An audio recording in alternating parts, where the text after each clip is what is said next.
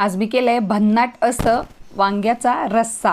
हा तुम्ही बघू शकता कसला सुंदर दिसतोय। सर्वात पहिल्यांदा बारकी बारकी वांगी आणायची, ती 4 अशी भागांमध्ये कट करून घ्यायची, पूर्ण नाही असं आपल्याला मसाला भरायला जागा राहील असं।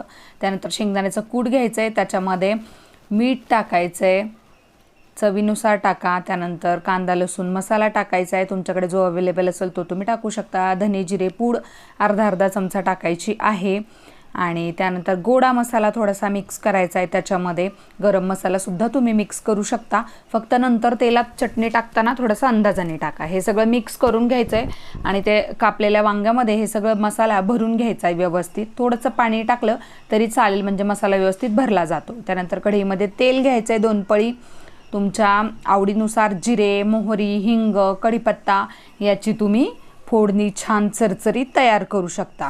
कसं आहे, कोणाकोणाला वांग्यामध्ये जिरं मोहरी घातलेलं आवडत नाही भाज्यांमध्ये शक्यतो, पण मला सगळ्या भाज्यांमध्ये अशी चरचरीत फोडणी दिलेली आवडते आणि छानही लागते। एक वेगळा खमंग सुवास येतो आणि घरभर त्याचा वास पसरतो, त्यामुळे मी चरचरीत फोडणी बनवते प्रत्येक भाजीला। आणि मग त्यानंतर आता इथे मी एक चिरलेला बारीक कांदा टाकलेला आहे, तो छान परतून घ्यायचा आहे।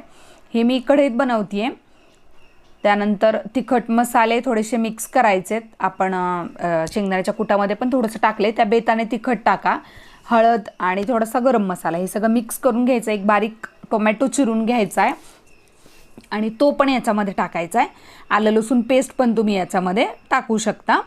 त्यानंतर थोडंसं मीठ टाकायचं, म्हणजे टोमॅटो लवकर शिजला जातो आणि हे सगळं मऊ होतं, त्याला छान तेल सुटतं। मग त्यानंतर ही भरलेली जी वांगी आहेत ती त्याच्यामध्ये मी टाकून दिली आणि व्यवस्थित हलवून त्याच्यामध्ये गरम पाणी ओतायचं आहे तुमच्या आवडीनुसार। आता मला पटकन स्वयंपाक करायचा होता, त्यामुळे मी ही कुकरमध्ये टाकली वांगी आणि मग गरम पाणी ओतलं आणि त्याच्या 2 शिट्ट्या करून घ्यायच्या। तुम्हाला हवं तर तुम्ही कढईमध्ये सुद्धा शिजवू शकता।